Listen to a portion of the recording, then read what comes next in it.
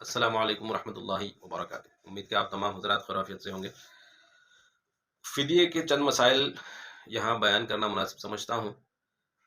فدیے کے سلسلے میں تفصیل یہ ہے کہ فدیہ اس شخص کو دینا ہے، روزے کا فدیہ، جو بڑی عمر کو پہنچ گیا ہو اور مریض ہو، اور مرض ایسا ہو کہ آدمی کے اس سے صحت یاب ہونے کی کوئی امید باقی نہ ہو، تو ایسے شخص کو فدیہ دینا جائز ہے۔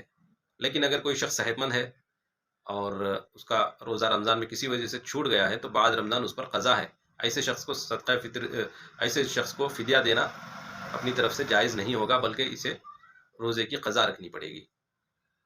اور فدیے کی جو رقم ہے وہ آج کے اعتبار سے اگر گیہوں کے اعتبار سے لیں گے تو پونے دو کلو گیہوں کی جو قیمت بنتی ہے تقریباً آج کے اعتبار سے 70 روپیہ بن رہی ہے، تو 70 روپیہ ایک روزے کا فدیہ ہوا۔ لیکن یہ جو رقم ہے 70 روپیہ، یہ تو عام و خاص ہر کسی کے لیے آسان ہے۔ اس سلسلے میں اگر آ، آپ صاحب استطاعت ہیں تو اس سلسلے میں بہتر یہ ہے کہ آپ کھجور سے، جو سے یا کشمش سے اپنے روزے کا فدیہ ادا کریں گے تو اس سے غریبوں کو زیادہ فائدہ ہوگا۔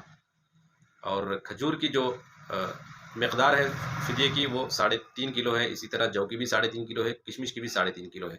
تو آج کی جو قیمت بن رہی ہے 3.5 کلو جو کی، وہ تقریباً 350 روپیہ ہے، اور اگر آپ کھجور کی قیمت میں دینا چاہ رہے ہیں تو 420 روپیہ بن رہی ہے، اور اگر آپ کشمش کی قیمت کے اعتبار سے اپنے روزے کا فدیہ ادا کرنا چاہتے ہیں تو 840 روپیہ بن رہا ہے۔ تو یہ تو ہو گئی فدیے کی تفصیل۔ اب آئیے صدقہ فطر کے چند مسائل مختصراً بیان کیے جائیں گے۔ صدقہ فطر اس شخص پر واجب ہے، ہر اس شخص پر واجب ہے جس کے پاس ضروریات زندگی کے علاوہ اتنا مال ہے کہ اس کی قیمت یعنی نصاب کے مقدار کو پہنچ رہی ہے، تو ہر ایسے شخص پر صدقہ فطر ادا کرنا ضروری ہے۔ اور اگر کسی کے پاس مکانات تو ہیں، پلاٹس تو ہیں، لیکن اس کا گزارا ان پلاٹس پر نہیں ہے تو ایسے شخص پر صدقہ فطر نکالنا ضروری ہے۔ اور اسی طرح مریض ہے اگر کوئی آدمی تو اس پر بھی صدقہ فطر نکالنا ضروری ہے۔ اور اگر کوئی شخص عید کے دن مالدار تو تھا لیکن اس کا جو مال تھا وہ کسی وجہ سے ضائع ہو گیا، تب بھی اسے صدقہ فطر نکالنا ضروری رہے گا۔ البتہ وہ عید کے دن مکمل فقیر ہو گیا، کچھ بھی مال اس کے پاس باقی نہیں رہا، تو ایسے شخص پر صدقہ فطر ساقط ہو جائے گا۔ اور اسی طرح نابالغ جو بچے ہیں ان پر جو صدقہ فطر ہے وہ ان کے باپ کی طرف سے ادا کیا جائے گا۔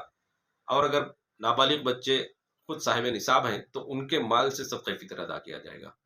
اور اگر بچے بالغ تو ہیں لیکن باپ کی پرورش میں ہیں اور باپ ان کی جانب سے اگر صدقہ فطر ادا کر دے تو بھی صدقہ فطر ادا ہو جائے گا۔ اور اسی طرح اگر کوئی بچہ پاگل ہے یا کم فہم ہے، چاہے چھوٹی عمر کا ہو یا بڑی عمر کا ہو، تو اس کی جانب سے بھی صدقہ فطر ادا کیا جائے گا۔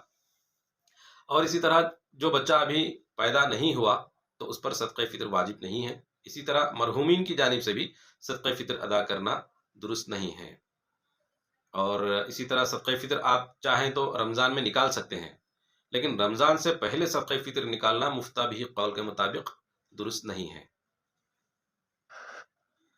صدقہ فطر ادا کرنے کا جو بہتر وقت ہے وہ عید کو عید کی نماز کو جانے سے پہلے کا وقت ہے۔ البتہ اگر آپ عید کی نماز کے بعد بھی صدقہ فطر ادا کرتے ہیں تب بھی درست ہے۔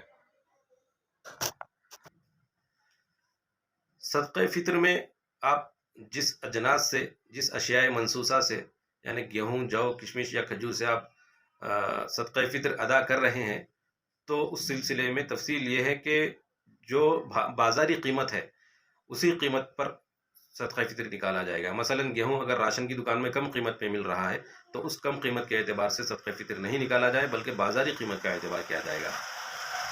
اور اسی طرح سادات کو صدقہ فطر ادا نہیں کیا جائے گا۔ اور صدقہ فطر کا وہی مصرف ہے جو زکوٰۃ کا مصرف ہے، یعنی زکوٰۃ آپ کسی محتاج کو، مسکین کو، فقیر کو وہ رقم ادا کر کے اسے مالک بنائیں گے تو زکوٰۃ ادا ہوتی ہے۔ صدقہ فطر میں بھی یہی حکم ہے کہ آپ کسی ضرورت مند کو، فقیر کو، محتاج کو وہ صدقے کی رقم اسے دے کر اس کا مالک بنا دے تو صدقہ فطر ادا ہو جائے گا۔ اچھا، اگر کوئی شخص بیرون ملک مقیم ہے تو وہ شخص اس اپنے علاقے کی جو مقدار بن رہی ہے، جو قیمت آ رہی ہے گیہوں کی، جو کی، جو قیمت آ رہی ہے وہاں کی قیمت کے اعتبار سے ہی صدقہ فطر ادا کرے گا، اپنے ملک کے اعتبار سے صدقہ فطر ادا نہیں کرے گا۔